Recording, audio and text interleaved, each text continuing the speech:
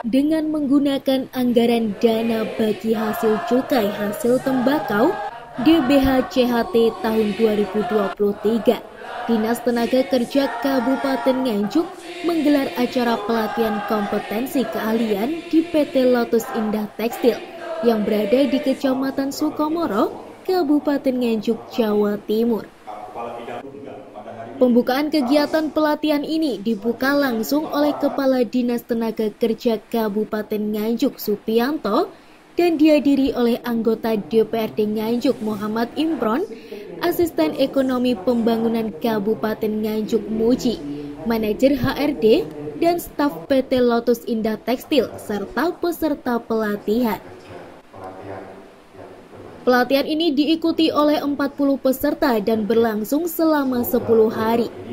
Peserta yang mengikuti pelatihan kompetensi keahlian ini akan langsung ditempatkan untuk bekerja di PT Lotus Indah Tekstil. Supianto, Kepala Dinas Tenaga Kerja Kabupaten Nganjuk mengatakan, pelatihan ini diikuti oleh putra-putri asli daerah Nganjuk. Pihaknya juga menambahkan pelatihan ini digelar dengan tujuan untuk menyesuaikan kompetensi keahlian dengan kebutuhan industri yang ada di Kabupaten Nganjuk. Oke, terima kasih. Assalamualaikum warahmatullahi wabarakatuh. Hari ini pelatihan peningkatan kompetensi di PT Lotus Indah Tekstil yang produk benang-benang yang untuk ekspor, tapi juga sekarang katanya pasarnya juga tutup dalam juga. Alhamdulillah kita bisa melaksanakan pelatihan hari ini pembukaan yang diikuti oleh 40 anak-anak muda yang ada di Kabupaten Nganjuk, dan ini full 100% adalah anak Nganjuk, jadi tidak ada yang dari luar kota Nganjuk. Dari 40 ini adalah pelatihan yang mana pelatihan ini adalah untuk ngemet nih atau nyocok nih gitu ya. Dalam arti biar apa yang dibutuhkan oleh pasar dalam arti perusahaan itu kompetensinya bisa disesuaikan dengan kemampuan dari anak-anak ini. Mungkin tanggapan dari anak-anak yang mengikuti acara ini sebenarnya. Kalau anak-anak yang mengikuti pelatihan ini dia merasa senang sekali karena mereka dari latar belakang yang kompetensinya bermacam-macam. Dari macam-macam itu tidak ada satupun yang nyambung dengan yang ada di perusahaan, kompetensi yang dibutuhkan di perusahaan, sehingga dengan adanya pelatihan ini sangat membantu sekali bagi anak-anak kita ini untuk nantinya sebagai bekal bekerja di dalam perusahaan. Pelatihan seperti ini langsung di perusahaan itu baru pertama kali ini atau sudah berapa kali, Pak? Ini sudah beberapa. Kalau yang di Lotus ini baru satu kali ini. Tetapi untuk di perusahaan-perusahaan lain kita sudah berulang kali. Jadi seperti di perusahaan rokok di 2 tempat itu sudah angkatan kedua semua. Jadi sudah ada 80 yang ada di perusahaan rokok. Terus di Kertarajasa kemarin juga sudah 2 angkatan, sudah 80. Ini juga ini angkatan yang sekian kalinya ada di Lotus. Dan mulai besok juga masih ada lagi. Terus berlanjut.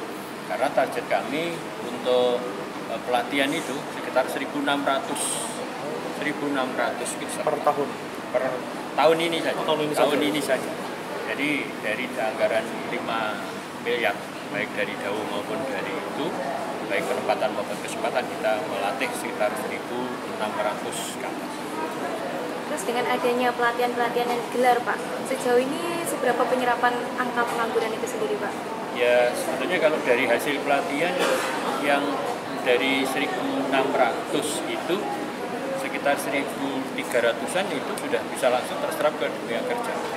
Yang lainnya itu adalah di perluasan kesempatan kerja. Artinya mereka membuka wirausaha sendiri karena seperti yang tadi dikatakan Pak Imron bahwa mayoritas yang diterima di perusahaan ini kan dari cewek semua. Sedangkan yang cowok-cowok kita garap untuk perluasan, artinya membuka kesempatan kerja di luar. 1, 2, sekali lagi, 1, 2. Mo Imron, anggota DPRD Nganjuk dari Komisi 4, mengatakan pelatihan ini penting guna untuk meningkatkan profesionalitas dalam bekerja di dunia industri. Pihaknya juga mengatakan bahwa DPRD Nganjuk tetap berkoordinasi dengan Dinas Tenaga Kerja untuk terus berjuang mengurangi angka pengangguran di Kabupaten Nganjuk.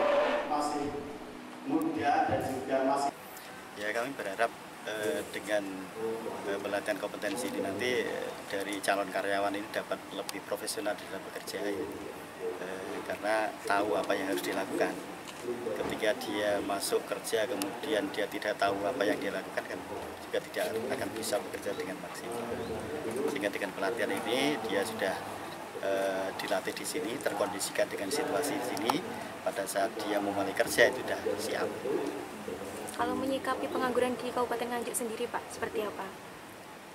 Ya, saya kira kita tetap berkoordinasi, utamanya Dinas Tenaga Kerja ini kan sudah melakukan koordinasi dan kolaborasi ya dengan perusahaan yang ada di Nganjuk ini. Kebutuhannya apa, yang kemudian Dinas melakukan pelatihan-pelatihan sesuai dengan kebutuhan industri yang ada di Nganjuk.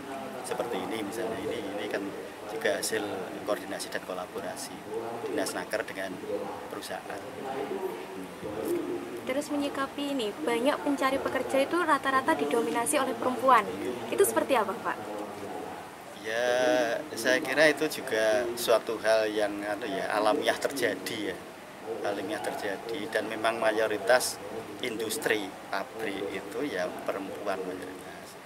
Cuma kita kan juga mendorong adanya pelatihan-pelatihan yang lain kaitannya dengan pelatihan untuk perluasan kerja melalui, ya kalau di dinas kan ada pelatihan bengkel, kemudian juga barbershop, itu kan sudah banyak juga teman-teman yang mereka bisa berwirausaha. Nah, itu yang nanti kita dorong untuk lebih banyak lagi, sehingga nanti teman-teman yang laki-laki itu nanti juga ada ruang mereka untuk berusaha itu. Mungkin setiap tahun sendiri di Kabupaten Nganjuk ini untuk pembukaan tenaga kerja ini kira-kira di angka berapa per tahun? Kalau tahun ini 600-an ya, 600 juta. Itu karena ya memang kondisi APBD kita ya seperti itu ya. Cuma kita kan dapat dana dari DPH JHT, sehingga itu bisa bisa membantu juga untuk mengoptimalkan pelatihan yang ada. Untuk calon kerja. Ya, untuk itu. Dan kita berharap kedepannya ini perusahaan-perusahaan yang ada di Nganjuk ini juga punya anggaran yang untuk pelatihan tenaga kerja, calon tenaga kerja. Jadi tidak hanya mengandalkan pemerintah daerah dan pemerintah dari DPH JHT, tapi perusahaan sendiri juga harus punya inisiasi. Kalau perlu punya BLK sendiri harusnya, itu sebagai sumbangsih industri terhadap Kabupaten Nganjuk. Kita dorong ke sana.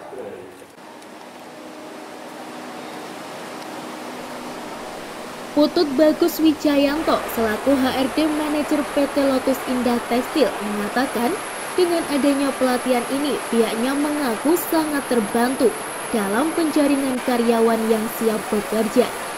Sejauh ini PT Lotus memiliki 1.200 karyawan yang 90% merupakan putra-putri asli Kabupaten Nganjuk. Jadi keuntungan kami perusahaan itu kita lebih memudahkan kita untuk pencarian karyawan. Karena memang untuk saat ini di Kabupaten Nganjuk rata-rata untuk pencarian karyawan itu kan perempuan. Jadi kita memang untuklah tenaga kerja perempuan. Sebetulnya di Nganjuk memang kita ada kesulitan juga. Makanya dengan adanya program ini kita berterima kasih kepada Dinas Tenaga Kerja.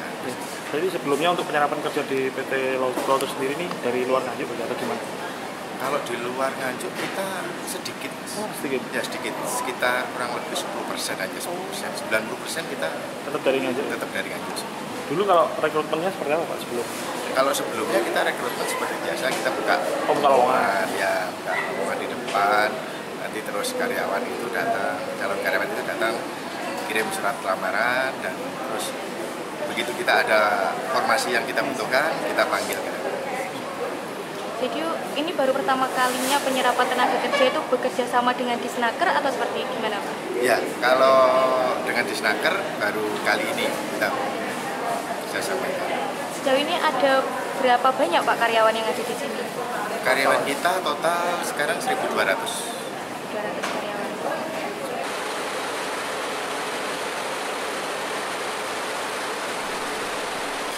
Diharapkan dengan adanya pelatihan kompetensi yang digelar oleh Dinas Tenaga Kerja Kabupaten Nganjuk ini dapat mengurangi angka pengangguran yang ada di Kabupaten Nganjuk. Dari Nganjuk, Lailatul Tias, TV7 News melaporkan.